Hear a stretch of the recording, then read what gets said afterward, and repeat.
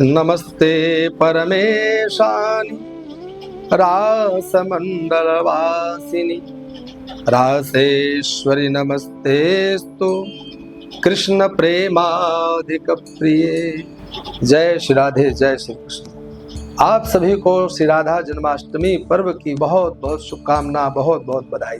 सज्जनों, यह भाद्रपद का महीना अपने आप में कितना महान है, कितना श्रेष्ठ है, इस बारे में तनिक विचार करके देखिए कि एक पक्ष जहाँ जगत नियंता जगदीश्वर अखिल कोटि ब्रह्मांड नायक भगवान श्री कृष्ण का प्राकट्य, उनका जन्म प्राकट्य महोत्सव को हम लोग बड़े धूमधाम से मनाते हैं, वहीं भाद्रपद महीने की शुक्ल पक्ष की अष्टमी को उन्हीं की आह्लादनी शक्ति, उन्हीं की प्रेमा शक्ति, उन्हीं की भक्ति के मार्ग को प्रशस्त करने वाली राधा रानी के जन्म महोत्सव को, प्राकट्य महोत्सव को हम लोग मनाते हैं, जो कि बहुत शीघ्र ही आने वाली। जैसे ही वाणी में राधा नाम आता है ना, अपने आप में शरीर रोमांचित हो जाता है, शरीर में रोमांच होना प्रारंभ हो जाता है। आपके हृदय में जो उद्रेक होता है, आपके हृदय में जो उतावलापन होता है, जो भगवान कृष्ण के प्रति मिलने की जो आतुरता उत्पन्न होती, वही तो राधा रानी। आप जब राधा रानी को अन्यत्र खोजोगे तो कहाँ से मिलेंगे? भगवान श्री कृष्ण के रग रग में समाहित तो होने वाली शक्ति का नाम ही तो राधा है। राधा को अन्यत्र खोजने का जब आप प्रयास करेंगे तो आपको कहीं पर भी उनका दर्शन नहीं। हम लोग सबसे बड़े उस समय दोष कर बैठते हैं जब कृष्ण को अलग और राधा को अलग रूप में देखने का प्रयास करते हैं। वह दोनों अपने आप में अद्वितीय शक्ति है। भगवान श्री कृष्ण का ही वह स्वरूप है राधा रानी। कृष्ण प्रेम मयी राधा, राधा प्रेम मयो हरि, जीवने निधने नित्यम राधा कृष्णौ गतिर मम। कवियों ने कितना सुंदर वर्णन किया है, कितने बढ़िया बढ़िया तरीके से उन्होंने स्तुति की है, गान की है। आप उन पर विचार करके देखिए। श्री धाम वृंदावन में भगवान श्री कृष्ण का वास। भगवान श्री कृष्ण जब गोचारण के लिए जाते थे तो भगवान श्री कृष्ण के हृदय में जो उद्गार उत्पन्न होता था, घर से निकलते ही मार्ग में कहीं पर भी एक बार मुझे राधा का दर्शन हो जाए। राधा रानी के हृदय में जो उद्गार होते थे, जो हृदय में भाव होते थे, आज कृष्ण का दर्शन नहीं हुआ है, आज कन्हैया का दर्शन नहीं हुआ है। एक दूसरे के वह पूरक, एक दूसरे के बिना दोनों कभी रह नहीं सकते। भगवान श्री कृष्ण के बारे में जब आप कुछ जानने की इच्छा व्यक्त करेंगे, उनके नाम को, महिमा को पढ़ने का प्रयास करेंगे, उनका भजन करने का प्रयास करेंगे, उस समय आपके हृदय में जो एक उत्सुकता आएगी, जो आपके हृदय में प्रेम उपस्थित होगा, आपके हृदय में जो भक्ति का संचार होगा, वही राधा रानी है। राधा रानी और कोई दूसरा स्वरूप नहीं। राधा रानी के बारे में श्री शिव महापुराण, जो कि पुराण संख्या में चतुर्थ पुराण कहलाता है, स्पष्टतया वहाँ वेद व्यास भगवान ने लिखा है राधा रानी का किस प्रकार से प्राकट्य हुआ था, कैसे उनका जन्म हुआ था।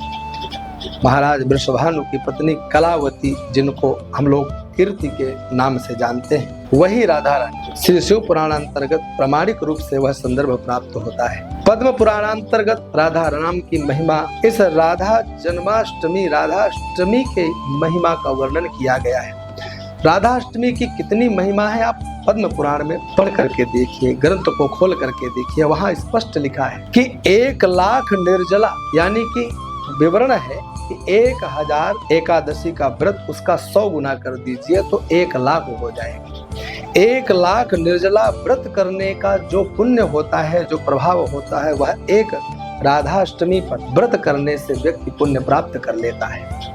गंगादिक समस्त नदियों में, पवित्र नदियों में स्नान का जो फल होता है, वह राधाष्टमी में व्रत करने वालों को स्वतः प्राप्त हो जाता है।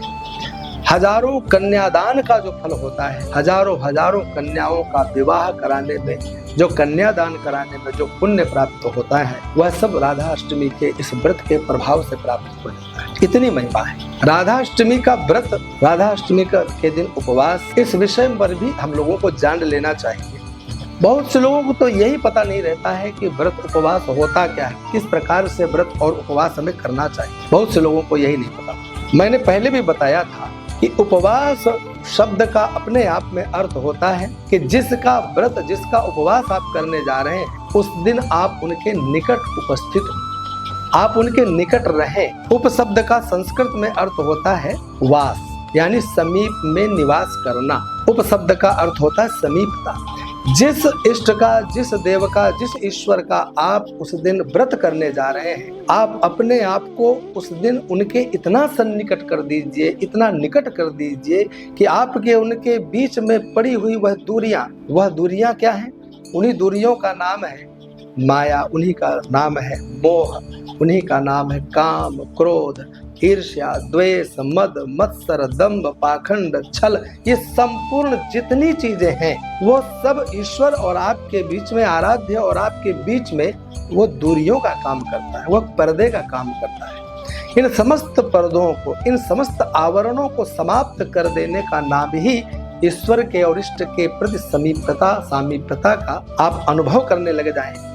यही वो वास्तविक उपवास शब्द का अर्थ होता है। उपवास का मतलब यह नहीं कि आप सुबह से लेकर के अगली सुबह तक अन्न जल इत्यादि का परित्याग कर दे, निर्जला हो जाए, निराहार रह जाए। नहीं, केवल इतना ही नहीं, यह भी है, यह है इसके पश्चात आप भगवान के प्रति, अपने आराध्य के प्रति जिसका उपवास करने के लिए आप संकल्प लिए हैं, उनसे आपका लगाव कितना है, आपका उनके प्रति झुकाव कितना है, प्रेम कितना है। यही वास्तव में उपवास शब्द का अर्थ होता है। व्रत कहते हैं संकल्प। आपके अंदर दृढ़ता है कि नहीं, आप उस दिन अपने आप को दृढ़ व्रती बनाएं। आपके हृदय में दृढ़ता आनी चाहिए। दृढ़ता पूर्वक अपने हृदय में उत्पन्न समस्त दोषों को, आवरणों को समाप्त करके ईश्वर के सन्निकट पहुंचने का नाम ही वास्तव में उपवास होता है। और इस उपवास की विधि के बारे में, इस उपवास की महिमा का मैंने आपको ये पद्म पुराणांतर्गत प्रमाण बताया है। इतना प्रमाण है। भगवान श्री कृष्ण के जन्म महोत्सव को आप लोग जिस प्रकार से प्रातः काल से लेकर रात्रि 12 बजे तक बड़े धूमधाम के साथ अनेक प्रकार से उत्सव महोत्सव मनाते हुए, अनेक प्रकार से मंगल गान करते हुए, स्तुति स्तोत्रों का पाठ करते हुए मनाते हैं, उसी प्रकार से आपको राधा रानी का यह जन्म महोत्सव, प्राकट्य महोत्सव को भी मनाना है। तनिक भी फर्क नहीं होना चाहिए। आप कहते हैं आपके घर में राधा रानी की छवि नहीं है, तो हमें राधा रानी की छवि खोजने की आवश्यकता कहाँ पड़ रही है? अभी अभी तो मैंने कहा कि वो राधा रानी में और भगवान कृष्ण में तनिक भी भेद नहीं है। अगर आप अपने इन नेत्रों से उस भगवान कृष्ण की छवि में भगवती राधा रानी का दर्शन नहीं कर पा रहे हैं, तो आप व्यर्थ में ही राधा रानी का पूजन करने जा रहे हैं। राधा रानी का अगर पूजन करना है तो सर्वप्रथम भगवान कृष्ण के शरीर के कण कण में राधा रानी का दर्शन करना चाहिए। लड्डू गोपाल हो, भगवान कृष्ण की कोई छवि हो, बांके बिहारी हो, राधा वल्लभ सरकार हो, राधा दामोदर सरकार हो, राधा रमण बिहारी हो, कोई भी भगवान की छवि हो, आपको उनके अंदर राधा रानी का सर्वप्रथम दर्शन करना है। और अगर राधा रानी की छवि आपके पास मूर्ति है, कहने ही क्या। कोशिश करें कि राधा अष्टमी हो चाहे कृष्ण जन्माष्टमी हो, हम युगल का पूजन करें, एक का पूजन नहीं करें। एक के पूजन से भगवान कृष्ण, एक के पूजन से राधा रानी खुश नहीं होती हैं। हम उन दोनों में, दोनों का दर्शन करते हुए जब मनाने का प्रयास करेंगे, अरे आनंद की फिर सीमा ही कहाँ रही। देख करके एक बार अनुभव करके, पूजन करके तो देखिए, जिस उल्लास की, जिस उत्साह की प्राप्ति आपको होगी, वह आप वर्णन नहीं कर पाएंगे। आप तब तक प्रश्न, आपके हृदय में तब तक कोई क्वेश्चन मार्क लगा हुआ है, जब तक आपके हृदय में इस प्रकार का भाव नहीं बन पा रहा है। इस प्रकार से आप लोगों को राधा रानी का यह जन्म महोत्सव मनाना है। मैं बहुत देर तक समय लेकर के आप लोगों को इस विषय में बात करता रहूं तो वीडियो बड़ा लंबा बन जाएगा और आप लोग बहुत बड़ा वीडियो देखते नहीं, स्किप करके आगे बढ़ जाते हैं। तो मैं उस विषय में बहुत ज़्यादा न जा करके एक ही निवेदन करने के लिए आया हूँ कि जिस उत्साह, हर्षोल्लास के साथ हम लोगों ने भगवान श्री कृष्ण के इस पावन प्राकट्योत्सव पर्व को मनाया है, उसी उत्साह से और उससे भी अधिक उत्साह से हम भगवान की आह्लादनी शक्ति राधा रानी के इस प्राकट्य महोत्सव पर्व को भी मनाएं। देखिए, भगवान कृष्ण का जो प्राकट्य है वो मध्यरात्रि को हुआ। निशीथे तम उद्भूते जायमाने जनार्दने। आहा, वहां पर लिखा है कि भगवान कृष्ण निशीथे तम उद, निशीथ काल, रात्रि के अर्धरात्रि में भगवान प्रकट हुए थे। वहीं राधा रानी का प्राकट्य शास्त्रों के अनुसार, महापुरुषों के अनुसार, प्रातः जब सूर्य देवता की प्रथम किरण उत्पन्न होती है ना इस धरती में, उस समय जो कमल होता है ना वो विकसित होता है। वह कमल का पुष्प पल्लवित होता है, अपने आप में कलियों को खोलता है।